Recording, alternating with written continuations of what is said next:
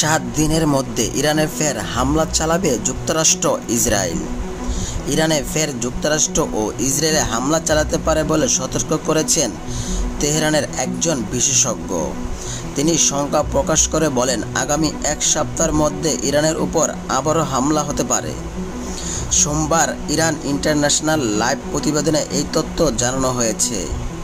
রোববার ইরানের রাষ্ট্রীয় টেলিভিশনে তেহরান বিশ্ববিদ্যালয়ের রাষ্ট্রীয় বিজ্ঞান অনুষদের প্রধান ইব্রাহিম মুত্তাকি বলেন, বর্তমান যুদ্ধবিরতি ইসরায়েল আমেরিকার সংঘবদ্ধ হওয়ার জন্য সংক্ষিপ্ত সময়কাল মাত্র এবং তারা শীঘ্রই ইরানে তাদের আক্রমণ পুনরায় শুরু করবে।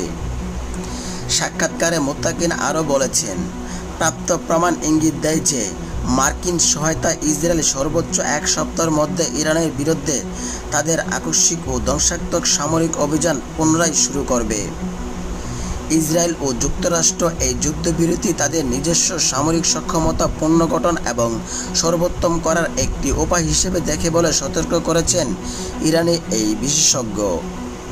মুত্তাকি ইরানের কর্মকর্তাদের এই যুদ্ধবিরতি গুরুতরভাবে না নেওয়ার আহ্বান জানিয়েছেন। তিনি বলেছেন, ইব্রাহিম কর্মকর্তা এবার হামলা লক্ষ্যবস্তু হবেন। টানা 12 দিন সংঘাত শেষে গত 24শে জুন ইরান ও ইসরায়েলের মধ্যে যুদ্ধবিরতি হয়েছে। তবে যে কোনো সময় এই যুদ্ধবিরতি ভেস্তে যেতে পারে বলে শঙ্কা বিশেষজ্ঞদের।